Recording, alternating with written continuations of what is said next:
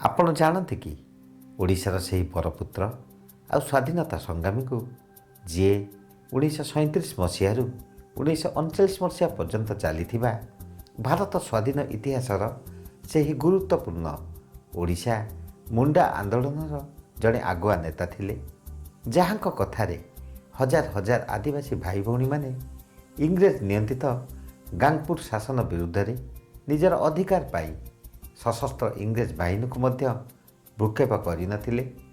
ସେତେବେଳର ଅନ୍ୟାୟ ଟିକସ ବ୍ୟବସ୍ଥାକୁ ଅମାନ୍ୟ କରିବା ସହିତ ଦାବି କରିଥିଲେ ନିଜର ଜନ୍ମଗତ ଜମି ଆଉ କୃଷିଗତ ଅଧିକାର ଖୁଣ୍ଟକାଟି ବ୍ୟବସ୍ଥାକୁ ପୁନଃ ପ୍ରଚଳନ କରିବା ନିମିତ୍ତ।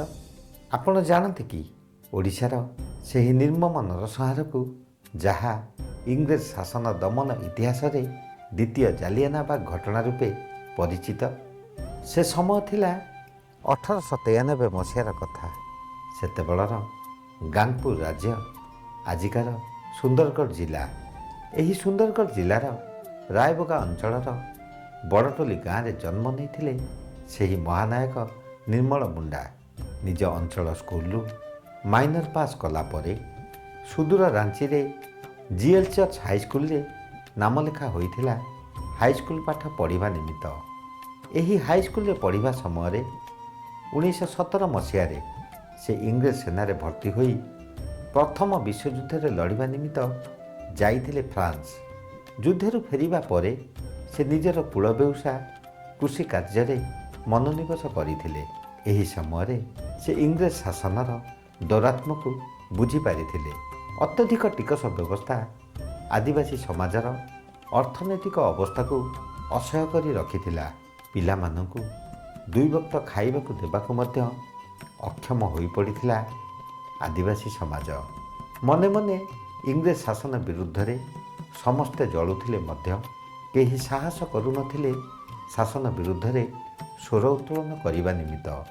ଅପେକ୍ଷା ଥିଲା ଜଣେ ନିର୍ଭୀକ ନେତାର। ନିର୍ମଳ ମୁଣ୍ଡା ପ୍ରଥମେ ଏହି ଦୌରାତ୍ମ୍ୟପୂର୍ଣ୍ଣ ଶାସନ ବ୍ୟବସ୍ଥା ବିରୁଦ୍ଧରେ ସେତେବେଳର ଭାଇସରାୟଙ୍କୁ ବହୁ ଚିଠି ଲେଖିଥିଲେ, କିନ୍ତୁ କୌଣସି ସୁଫଳ ମିଳିନଥିଲା। ବାଧ୍ୟ ହୋଇ ଟିକସ ବ୍ୟବସ୍ଥାକୁ ଅମାନ୍ୟ କରିବା ପାଇଁ ସମସ୍ତେ ମିଳିମିଶି ନିଷ୍ପତ୍ତି ନେଇଥିଲେ।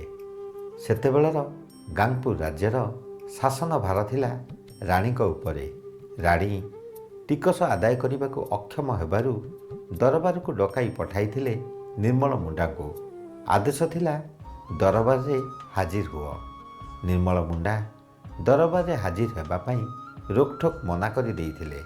ପ୍ରସ୍ତାବ ବାଢ଼ିଥିଲେ ପ୍ରଥମେ ଏହି ଅନ୍ୟାୟପୂର୍ଣ୍ଣ ଟିକସ ବ୍ୟବସ୍ଥାକୁ ପ୍ରତ୍ୟାହାର କରାଯାଉ। ଆଉ ଦାବି କରିଥିଲେ ଆଦିବାସୀ ସମାଜର ସେହି ଜନ୍ମଗତ ଜମି ଆଉ କୃଷି ଅଧିକାର ଖୁଣ୍ଟକାଟି ବ୍ୟବସ୍ଥାକୁ ପୁନଃ ପ୍ରଚଳନ କରିବା ନିମିତ୍ତ। ସେଦିନ ଥିଲା 1939 ମସିହା ଏପ୍ରିଲ ମାସର 25 ତାରିଖ। ରାୟବଗାର ଆମକୋ ସିମକୋ ଗାଁ ପ୍ରାଙ୍ଗଣରେ ରାଜ୍ୟର ସବୁ ଗାଁର ଆଦିବାସୀ ଭାଇ ଭଉଣୀମାନେ ଏକାଠି ହୋଇ ଆଲୋଚନା କରୁଥିଲେ ଏହି ପ୍ରଜା ଆନ୍ଦୋଳନକୁ କେମିତି ଆଗକୁ ନେଇଯିବା ପାଇଁ। ଏହି ସମୟରେ ସଶସ୍ତ୍ର ଇଂରେଜ ବାହିନୀ ଧରି ପହଞ୍ଚିଥିଲେ ରାଣୀ। ଆହ୍ୱାନ ଦେଇଥିଲେ, କିଏ ସେ ନିର୍ମଳ ମୁଣ୍ଡା, ନିଜକୁ ସମର୍ପଣ କର। କିନ୍ତୁ ଅଦ୍ଭୁତ ସେ ମନୋବଳ ଥିଲା ଜନସଂଗଠନର। ପ୍ରତ୍ୟେକ ଠିଆ ହୋଇ କହିଥିଲେ, ମୁଁ ନିର୍ମଳ ମୁଣ୍ଡା, ମୋତେ ଆରେଷ୍ଟ କର। ସମସ୍ତେ ସାମୂହିକ ଭାବରେ କହି ଉଠିଥିଲେ, ଆମେ ସମସ୍ତେ ନିର୍ମଳ ମୁଣ୍ଡା, ଆମ ସମସ୍ତଙ୍କୁ ଆରେଷ୍ଟ କର। କିନ୍ତୁ ନିର୍ମମ ସେ ରାଣୀ, ନିର୍ମମ ସେ ସେନାବାହିନୀ। ରାଣୀଙ୍କ ଆଦେଶରେ ଅତର୍କିତ ଗୁଳିବର୍ଷଣ ଫଳରେ ପ୍ରାଣ ହରାଇଥିଲେ ପ୍ରାୟ ଶତାଧିକ ଆଦିବାସୀ ଭାଇ ଭଉଣୀମାନେ। ସେତେବେଳର ସରକାରୀ ନଥିପତ୍ର ହିସାବରେ ଏ ସଂଖ୍ୟା ଥିଲା ମାତ୍ର 57 ଜଣ। ନରସଂହାର ପରେ ନିର୍ମଳ ମୁଣ୍ଡା ଆରେଷ୍ଟ ହୋଇ ଯାଇଥିଲେ ଜେଲ୍। ସମୟ ଆସିଥିଲା ସେହି ସୁବର୍ଣ୍ଣ ଯୁଗର। 1947 ମସିହା ଅଗଷ୍ଟ 15 ତାରିଖ ଭାରତ ସ୍ୱାଧୀନତା ହେଲା ପରେ ନିର୍ମଳ ମୁଣ୍ଡା ଜେଲରୁ ମୁକ୍ତି ପାଇଥିଲେ। ସ୍ୱାଧୀନ ଭାରତର ଓଡ଼ିଶା ରାଜ୍ୟର ପ୍ରଥମ ବିଧାନସଭାରେ ସେ ବିଧାୟକ ନିର୍ବାଚିତ ହୋଇ ଶେଷ ପର୍ଯ୍ୟନ୍ତ ନିଜର ଆଦିବାସୀ ସମାଜର ଅଧିକାର ନିମିତ୍ତ ସ୍ୱର ଉତ୍ତୋଳନ କରିଥିଲେ।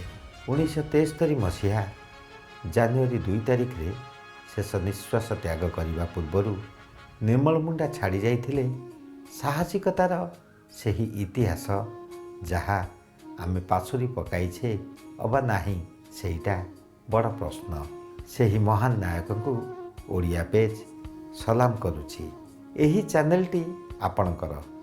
ଚ୍ୟାନେଲଟିର ବିଷୟବସ୍ତୁ ଆପଣମାନଙ୍କୁ ଭଲ ଲାଗୁଥିଲେ ଆଉ ଏହିଭଳି ବିଷୟବସ୍ତୁ ଆହୁରି ଦେଖିବା ପାଇଁ ଇଚ୍ଛା କରୁଥିଲେ ଏହି ଭିଡ଼ିଓଟିରେ ନିଶ୍ଚିନ୍ତ କମେଣ୍ଟ କରନ୍ତୁ।